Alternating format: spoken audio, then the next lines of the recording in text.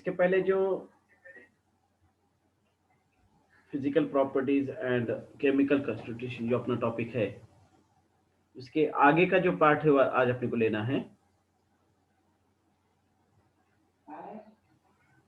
हाँ, तो अपन देखेंगे orientation of dipoles in an electric field. जैसे इसके पहले आपको पता है कि पोलर जो मॉलिक्यूल्स रहते हैं, जैसे HF है, HCl है, HBr है, एक्सेट्रा, तो they are having two type of charges, one is partial positive, other is partial negative. For example HF है, तो fluorine is having partial negative charge, hydrogen is having partial positive charge. So the polar molecules are electric dipoles. The net charge of a dipole is zero. ठीक है, net जो charge रहेंगे dipole का वो लेकिन कितना रहेगा, जीरो रहता है। तो when place between the charged plates, these are the two charged plates, then what happens, क्या हो जाएगा अगर एक मॉलिक्यूल को आप अगर चार्ज प्लेट्स में अगर रख देते हैं। This is positive and this is negative, ये पॉजिटिव है और ये नेगेटिव है। तो व्हाट हैपेंस, दिस मॉलिक्यूल, ये जो मॉलिक्यूल है HF है या HBr है, जो भी मॉलिक्यूल्स है, तो it will neither move towards the positive plate nor negative plate. ये जो मॉलिक्यूल रहेगा ये पूरी की पूरी तरह पॉजिटिव प्लेट की तरफ भी नहीं जाता है या फिर नेगेटिव प्लेट की तरफ भी नहीं जाता है। तो फिर क्या होता है, on the other hand it will rotate, इसका रोटेशन हो जाता है, and align with its negative and towards positive plate. Negative and जो रहेगा वो पॉजिटिव प्लेट की तरफ मूव होता है उसका, and positive and towards the negative plate. ये पॉजिटिव एंड है, ये किधर इसका मूवमेंट हो रहा है, नेगेटिव एंड की तरफ। अंडरस्टैंड? तो व्हेन ए पोलर मॉलिक्यूल, जब भी अपने कोई पोलर मॉलिक्यूल अगर चार्ज प्लेट्स में रख देते हैं, तो what happens, you can neither move towards the positive plate not towards the negative, but what happens, it will rotate. उसका क्या हो जाता है, रोटेशन होता है इन सम एंगल, कुछ एंगल में उसका क्या हो जाएगा, रोटेशन हो जाएगा, and align with its negative and towards positive plate. Negative and जो है पॉजिटिव प्लेट की तरफ उसका रोटेशन हो जाता है, एंड पॉजिटिव एंड जो रहेगा टुवर्ड्स नेगेटिव प्लेट। तो कुछ डिग्री में उसका क्या हो जाता है, रोटेशन होता है। ये जो मॉलिक्यूल रहेंगे ये पूरी की पूरा पॉजिटिव प्लेट की तरफ या पूरी की पूरा नेगेटिव प्लेट की तरफ नहीं मूव होता है, तो इट विल बी रोटेट, उसका रोटेशन हो जाता है। Thus, all polar molecules align themselves in the electric field. सभी पोलर जो मॉलिक्यूल रहेंगे वो यही टाइप का क्या करते हैं, बिहेवियर बताते हैं। Thus, all polar molecules align themselves in the electric field. This orientation of dipoles affects the electric field between the two plates, as the field due to the dipoles is opposite to that due to the charge on the plates. So when a polar molecule is placed in an electric field, its energy changes. Polar molecule अगर अपन electric field में रखेंगे तो उसकी जो energy रहेगी वो क्या होने वाली, चेंज होने वाली है, because it can align. Understand? उसका रोटेशन होता है मॉलिक्यूल का, इसलिए। तो the energy change is given by delta E is equal to minus mu into E cos theta. So here this capital E is nothing but electric field. Capital E जो है वो electric field है, और theta जो रहता है this is nothing but the angle between the field and dipole axis, ये है theta, this is nothing but theta. Understand? तो ये चेंज इन एनर्जी जो रहेगा it is denoted by symbol delta E, उसको अपन डेल्टा E से denote करते हैं। Is nothing but minus mu E cos theta. Here A is nothing but electric field and theta is nothing but angle between the field and dipolar axis. ठीक है? अब इसके आगे का जो पार्ट है वो है मैग्नेटिक प्रॉपर्टी। ठीक है, मैग्नेटिक प्रॉपर्टी। तो on the basis of their behaviour, substance जो रहते हैं उनके बिहेवियर कैसा है इन ए मैग्नेटिक फील्ड, तो सब्सटेंसेस जो रहते हैं तीन टाइप के सब्सटेंसेस है। एक रहते हैं डायमैग्नेटिक सब्सटेंसेस, दूसरे रहते हैं पैरामैग्नेटिक सब्सटेंसेस, और तीसरे जो रहते हैं वो रहते हैं ferromagnetic substances. Understand? Three types. Actually ये पार्ट देखने के पहले we can see the this Gouy method जो है for the determination of magnetic susceptibility, ये अपन पार्ट देखेंगे। उसके बाद में फिर डायमैग्नेटिक सब्सटेंस यानी कि क्या, पैरामैग्नेटिक सब्सटेंस है क्या, और फेरोमैग्नेटिक सब्सटेंस यानी क्या, वो देखेंगे। अभी सबको आपको पता है कि डायमैग्नेटिक सब्सटेंस यानी कि क्या रहता है, substances containing all paired electrons. जो सब्सटेंसेस में सभी पेयर्ड इलेक्ट्रॉन्स रहते हैं, ऐसे सब्सटेंस को अपन क्या कहते हैं, डायमैग्नेटिक सब्सटेंस। फॉर एग्जांपल जैसा जिंक है Zn, आप क्या लिखते हैं Zn2 plus, copper we can write Cu2 plus, Au we can write Au2 plus, understand. तो दी डायमैग्नेटिक जो सब्सटेंसेस रहेंगे, they can contain all paired electrons, ठीक है। और पैरामैग्नेटिक जो सब्सटेंसेस रहते हैं, these substances contain unpaired electrons, उनमें लेकिन क्या रहता है, अनपेयर्ड इलेक्ट्रॉन रहता है, इसलिए उसको अपन कहते हैं पैरामैग्नेटिक सब्सटेंसेस। उसमें एग्जांपल क्या आएंगे उसके अंदर, फॉर एग्जांपल एल्यूमिनियम है Al, we can write Al3 plus, या फिर क्रोमियम है, या फिर Mn है, we can write Mn plus, ठीक है। तो पैरामैग्नेटिक सब्सटेंसेस में अनपेयर्ड इलेक्ट्रॉन रहते हैं, और डायमंड जो सब्सटेंसेस रहते हैं उनमें लेकिन पेयर्ड इलेक्ट्रॉन रहते हैं। तो एक मेथड देखना है कि this not but the Gouy method for the determination of magnetic susceptibility. Magnetic susceptibility जो है वो डिटरमाइन करने के लिए गॉय मेथड का यूज किया जाता है। This Gouy, it is nothing but scientist name, ये साइंटिस्ट का नेम है, ठीक है। Here these are nothing but the electromagnet, ये दो इलेक्ट्रोमैग्नेट है, understand. And this is nothing but the sample tube, ये सैंपल ट्यूब है। हियर इज इलेक्ट्रिक बैलेंस, यहाँ पर क्या रहता है, इलेक्ट्रिक बैलेंस रहता है।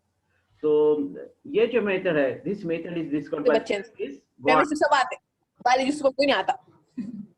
This method is discovered by the scientist Goy. Understand?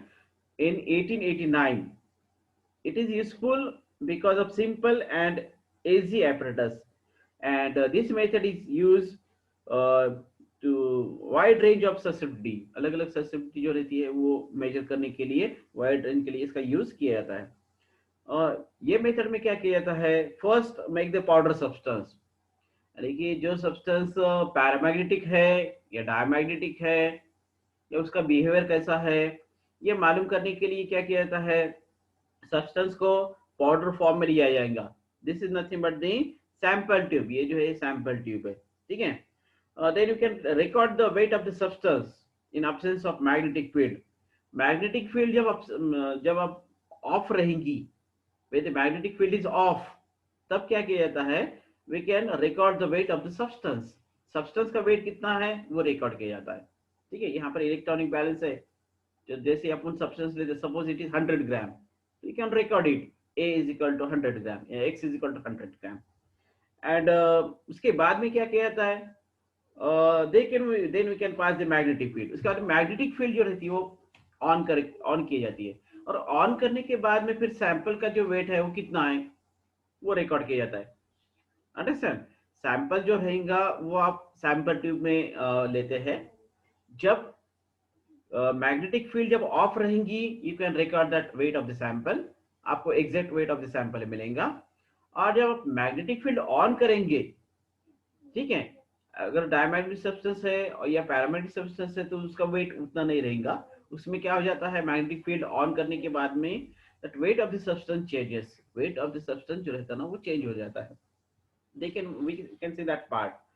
तो if the substance is paramagnetic, देखो सब्सटेंस अगर पैरामैग्नेटिक है, पैरामैग्नेटिक सब्सटेंस यानी कि क्या, जैसे मैंने आपको अभी बता दिया, पैरामैग्नेटिक सब्सटेंस यानी कि we can say that a substance containing unpaired electron, जो सब्सटेंस में अनपेयर्ड इलेक्ट्रॉन रहते हैं ऐसे सब्सटेंस को क्या कहते हैं, पैरामैग्नेटिक सब्सटेंस ऐसे कहते हैं।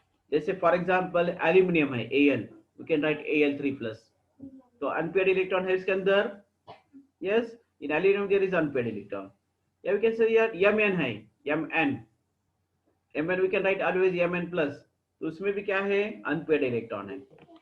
तो consider that the substance is paramagnetic, consider करो कि सब्सटेंस ये पैरामैग्नेट है। तो व्हाट हैपेंस, जैसे ही अगर ये सैंपल ट्यूब जो है इसमें अपने पैरामैग्नेटिक सब्सटेंस लिया है, और जैसे ही अपन मैग्नेटिक फील्ड ऑन करते हैं, तो it is observe that the sample tube will be pulled down. ये जो सैंपल ट्यूब है ये क्या होती है, इट इज पुल्ड डाउन, नीचे आ जाती है sample tube, so that what happens, अगर ये नीचे आ गई इधर दिस वन, तो it is observe that more magnetic line of force can pass through it, देखिए ज्यादा ज्यादा लाइन ऑफ फोर्स इसमें से पास हो जाएंगी, सैंपल सैंपल जो रहता है अपना, उस सैंपल ट्यूब में से ज्यादा ज्यादा लाइन ऑफ फोर्स जो रहेंगे they can pass through the sample tube, then what happens, the weight of the substance will be, no doubt we can say that the weight of substance will be increased, आपको ऐसे नजर आएगी कि ये जो wait पहले 100 ग्राम था वो बाद में कितना हो गया है, बढ़ गया है, so that we have to remove some weight, ताकि आपको क्या करना पड़ेगा, इसमें से कुछ जो वेट है वो इसमें से क्या करना पड़ता है, कम करना पड़ेगा, अंडरस्टैंड। तो here we can say that if the substance is paramagnetic, अगर सब्सटेंस पैरामैग्नेटिक है, sample tube will be pulled down, ये जो सैंपल ट्यूब है क्या हो जाती है, नीचे आ जाती है, so that more magnetic line of force can pass, more magnetic line of force can pass, more magnetic line of force can pass through it, and some extra weight will have to added into the pan to restore the balance, और ये जो balance है इसको restore करने के लिए आपको क्या करना पड़ेगा, फिर यहाँ पर कुछ वेट ऐड करना पड़ेगा, ठीक है, क्योंकि ये नीचे आ गया है, सैंपल ट्यूब नीचे आ गई है, तो नीचे आने की ये वेट आपका बढ़ गया है, ठीक है, और रिस्टोर करने के लिए फिर आपको इसमें क्या करना पड़ेगा, कुछ वेट ऐड करना पड़ेगा, so that it will be in the balance, ताकि वो क्या रहेगा, बैलेंस में रहेगा, यानी कि in shortly we can say that the weight of substance increases, इसका मतलब क्या हो गया, अगर पैरामैग्नेटिक सब्सटेंस है तो आप अगर इलेक्ट्रोमैग्नेटिक फील्ड अप्लाई करते हैं तो पहले जो 100 ग्राम जो वेट बता रहा था सब्सटेंस का, तो वो बाद में कितना बताएगा, 100 ग्राम से ज्यादा बताएगा, हो सकता है 110, 120, 130, 125, उतना कितना भी वेट बता सकता है, actually it depends upon the number of unpaired electrons, number of unpaired electron कितने हैं उस पर वो डिपेंड रहता है, higher the number of unpaired electrons more is the weight in the magnetic field, जितने नंबर ऑफ इलेक्ट्रॉन ज्यादा रहेंगे सैंपल ट्यूब में, यानी कि अपना आपने जो सैंपल लिया है, तो जितने नंबर ऑफ इलेक्ट्रॉन्स ज्यादा उतना wait of the substance will be more in magnetic field, उतना मैग्नेटिक फील्ड जो रहती है उसमें वेट कैसा रहेगा, ज्यादा रहेगा, अंडरस्टैंड। अगर सब्सटेंस ये डायमैग्नेटिक है, if the substance is diamagnetic then what happens, अब ये डायमैग्नेटिक सब्सटेंस यानी कि क्या, आपको जैसे मैंने पहले ही कहा कि डायमैग्नेटिक जो सब्सटेंस रहेगा it can contain all paired electrons, diamagnetic substance में क्या रहेगा, पेयर्ड इलेक्ट्रॉन्स रहते हैं, जैसे for example Zn, we can write Zn2 plus, copper we can write Cu2 plus, right, तो ये डायमैग्नेटिक जो सब्सटेंसेस रहते हैं उनमें पेयर्ड इलेक्ट्रॉन्स रहते हैं, understand, they are having paired electron, अब फॉर एग्जांपल कॉपर है, आप कभी भी क्या लिखेंगे, Cu2 plus, Zn है, we can write Zn2 plus, so in diamagnetic substances there are paired electrons are present, diamagnetic substance में क्या रहता है, paired जो इलेक्ट्रॉन रहते हैं वो प्रेजेंट रहते हैं, तो अगर सैंपल ट्यूब में कंसीडर करो कि आपने लिया है diamagnetic substance, if the substance is diamagnetic then what happens, so then sample tube will be pushed upward, ये जो sample tube है ये ऊपर चले जाती है, understand, the sample tube be pushed upward so that less magnetic line of force may pass through it, ताकि कम से कम ये जो मैग्नेटिक लाइन ऑफ फोर्स जो पास हो रहा है ये क्या हो जाता है, ऊपर जाने की वजह से मैग्नेटिक लाइन ऑफ फोर्स जो सैंपल में से पास हो रहा है वो कम हो जाता है, understand, and that's what happens here, some weight we have to remove from the pan, ये जो पैन है ये रिस्टोर करने के लिए आपको कुछ वेट उसमें से कम करना पड़ता है, यानी कि wait of the substance decreases, लेकिन इसका मतलब क्या होगा, वेट जो रहता है सब्सटेंस का वो डिक्रीज हो जाता है, कम हो जाता है, अंडरस्टैंड दिस पॉइंट, सबके समझ में आए क्या, देखो सब्सटेंस ये कैसा है इस पर डिपेंड है, वेट तो सब्सटेंस का उतना ही रहने वाला है, suppose I can take the 100 gram of sample, मैंने अगर 100 ग्राम सैंपल लिया हूं और अगर वो सब्सटेंस अगर पैरामैग्नेटिक है तो क्या होता है, if the substance is paramagnetic, यानी कि सैंपल का वेट कब लिया जाता है, जब ये इलेक्ट्रोमैग्नेटिक फील्ड ऑफ रहेंगी, with electromagnetic field is of, आप सैंपल का वेट ले लो, सपोज वो 100 मिलीग्राम है। उसके बाद में आप मैग्नेटिक फील्ड ऑन कर दो। अगर सब्सटेंस पैरामैग्नेटिक है तो क्या हो जाता है, उसमें अनपेड इलेक्ट्रॉन रहेंगे। तो व्हाट हैपेंस, ये जो यू सैंपल ट्यूब है ये क्या होती है, इट इज पुश्ड डाउन, नीचे आ जाती है, so that more magnetic line of force can pass through it, ताकि ज्यादा मैग्नेटिक फोर्स ऑफ लाइन क्या हो जाएंगे, उसमें से पास हो जाते हैं। और ये पुश डाउन यानी कि इधर का वेट बढ़ गया, इसलिए जब आप मैग्नेटिक फील्ड ऑन करते हैं तब क्या हो जाता है, उसका वेट जो रहेगा सैंपल का वो बढ़ जाता है। सैंपल का वेट तो उतना ही रहने वाला है, लेकिन इलेक्ट्रोमैग्नेटिक फील्ड अप्लाई करने के बाद में जो सैंपल का वेट जब ऑफ था तब 100 ग्राम था, लेकिन जैसे ही पैरामेग्नेटिक सब्सटेंस रहने की वजह से जैसे आप इलेक्ट्रोमैग्नेटिक फील्ड ऑन करेंगे, उसके बाद सैंपल का जो वेट रहता है वो 100 नहीं रहता, तो उससे बढ़ जाता है। हो सकता है ये 110, 120, 130 और हो सकता है 150, उसका वेट उतना बता देता है electronic balance. To restore the balance we have to remove some weight. तो रिस्टोर करने के लिए फिर अपने को कुछ वेट उसमें से कम करना पड़ता है। और ये और एक काय पर डिपेंड रहेगा, नंबर ऑफ अनपेड इलेक्ट्रॉन्स। तो जितने नंबर ऑफ अनपेड इलेक्ट्रॉन ज्यादा रहेंगे, more is the weight in the magnetic field, उतना मैग्नेटिक फील्ड में वेट क्या रहेगा, ज्यादा रहेगा। और वैसे मैंने आपको कहा कि डायमैग्नेटिक सब्सटेंस के बारे में, अगर सब्सटेंस डायमैग्नेटिक है तो उसका मतलब क्या है, it is having paired electrons, उसमें क्या रहेंगे, पेयर्ड इलेक्ट्रॉन्स रहेंगे, अंडरस्टैंड। तो अगर सब्सटेंस डायमैग्नेटिक है तो क्या हो जाता है, जैसे ही आप इलेक्ट्रोमैग्नेटिक फील्ड ऑन करते हैं तो it will be pulled up, ये जो सैंपल ट्यूब है नीचे आने की वजह क्या होती है, ऊपर चली जाती है, यानी कि मैग्नेटिक फोर्स ऑफ लाइन जो रहेंगे उसमें से कम पास हो जाएंगे। इसलिए when the substance is diamagnetic the sample tube will be pushed upward, ये सैंपल ट्यूब ऊपर चले जाती है। सैंपल ट्यूब ऊपर होने के ऑटोमेटिकली फिर क्या हो गया है, wait of the substance decreases. ये जो सब्सटेंस था उसका वेट जो 100 ग्राम था वो बाद में 100 ग्राम नहीं रहेगा डायमैग्नेटिक सब्सटेंस से, तो हो सकता है वो 80 ग्राम 80 रहेगा या 70 रहेगा या 60 रहेगा। It also depend upon the how many number of paired electrons are present, उसमें नंबर ऑफ पेड इलेक्ट्रॉन कितने प्रेजेंट है वो उस पर वो डिपेंड रहता है, ठीक है। तो मैग्नेटिक ससेप्टिबिलिटी जो रहता है, मैग्नेटिक ससेप्टिबिलिटी, क्योंकि दिस गॉय जो साइंटिस्ट है he can use this method for the determination of magnetic susceptibility, ठीक है, understand.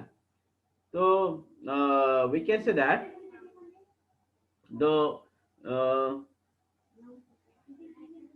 magnetic susceptibility, the magnetic susceptibility is easily calculated from the difference in weight of the sample when magnetic field is off and on। ये magnetic susceptibility आपको कैसे मिलेंगी, तो ये calculate करने के लिए फिर आपको एक फॉर्मूला है।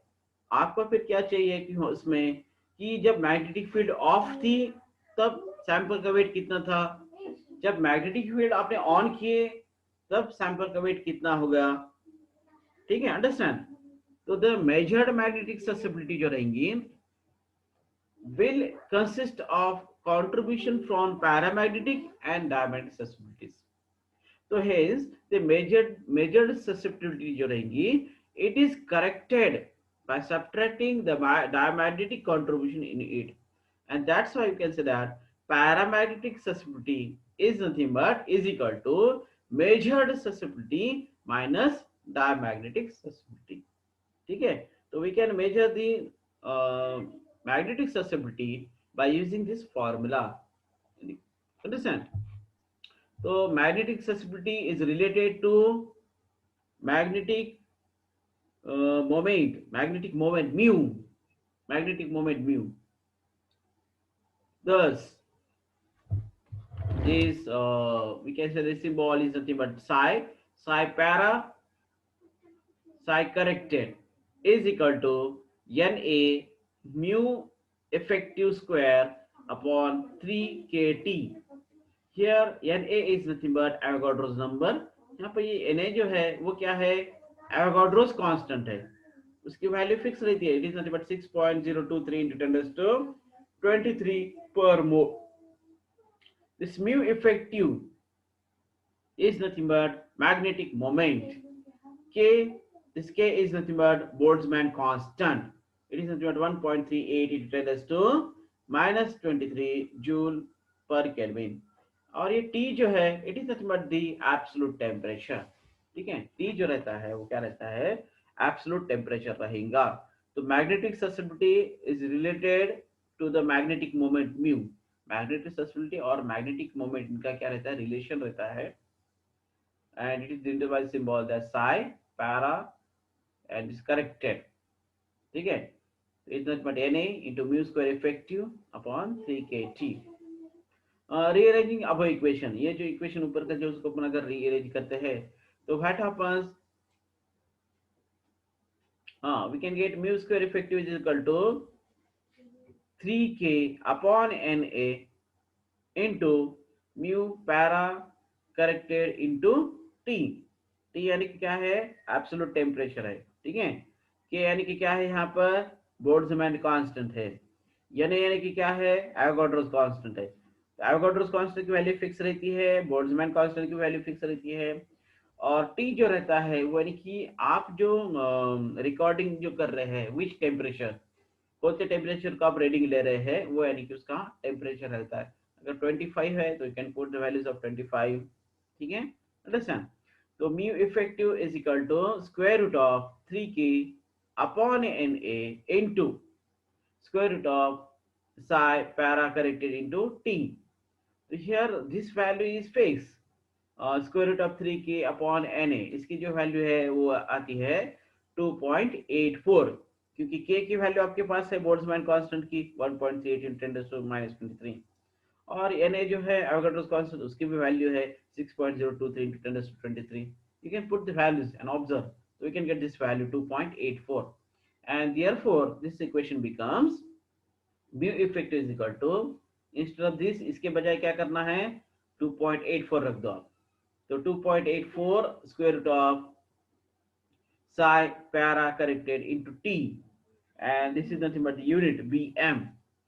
ठीक है, उसका वो यूनिट रहेगा म्यू इफेक्टिव का। तो we can measure the magnetic susceptibility by using this equation. इसके कुछ एडवांटेजेस है। ये जो दिस मेथड मैंने आपको ऑलरेडी कहा कि ये जो मेथड है it is discovered by the scientist Gouy in 1889। 1889 में उसने ये मेथड डिस्कवर किया था गॉय ने, for the determination of magnetic susceptibility. Magnetic susceptibility जो रहती है वो डिटरमाइन करने के लिए ये मेथड का यूज किया जाता है। तो the Gouy balance is simple and easy to handle. ये गॉय बैलेंस जो है, जो आपको जो डायग्राम बता दिए है, दिस, ये इसको कहते हैं गॉय बैलेंस, दिस डायग्राम। ठीक है, ये जो डायग्राम है इसको क्या कहते हैं, गॉय बैलेंस, अंडरस्टैंड। तो ये सिंपल है एंड इजी भी है, इजी टू हैंडल। और सेकंड इसका ये एडवांटेजेस है कि ये है कि the basic requirement of this technique is uniform packing which is ideally obtained from liquid samples. So this question may be asked on this method. Describe Gauss balance method for the determination of magnetic susceptibility. ठीक है, any question? अगर किसी को कोई question है, अभी we have to 2 minutes बाकी है अपने पास में। अगर किसी को क्वेश्चन पूछना है तो आप पूछ सकते हैं। गॉस मेथड जब क्वेश्चन आएगा इसके ऊपर 10 मार्क के लिए, तो आपको डायग्राम ड्रॉ करना है। दिस इज द डायग्राम, ये डायग्राम है।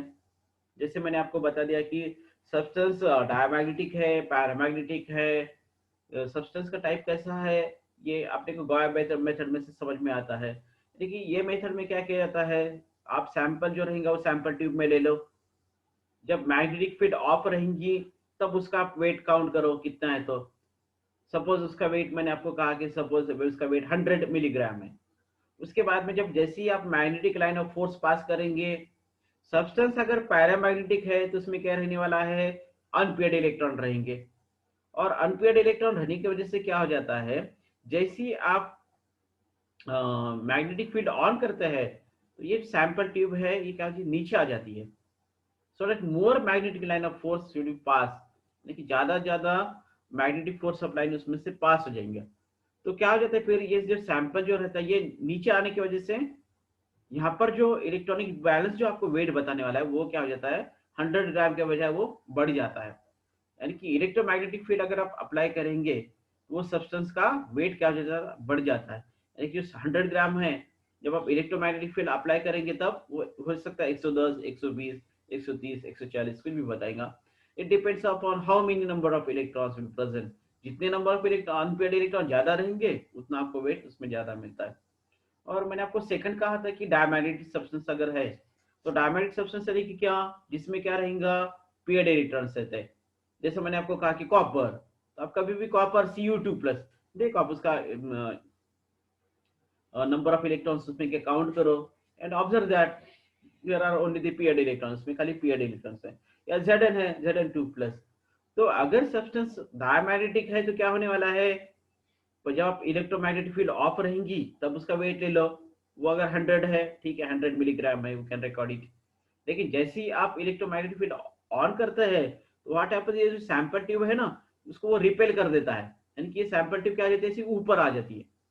ऊपर आ गई यानी कि मतलब क्या हो गया, उसका जो वेट है वो क्या हो जाता है, कम हो जाता है। ठीक है, यानी कि less line of force can pass through it.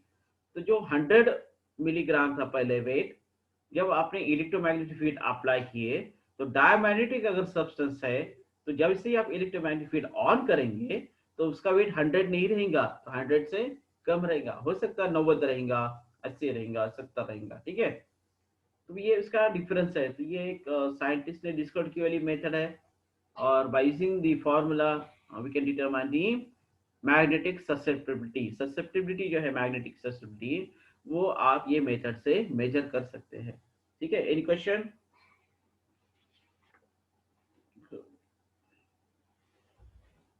Unmute कहाँ पर है?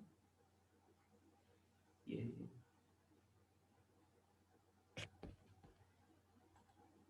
हाँ, एनी क्वेश्चन अगर कुछ किसी को है तो देखो।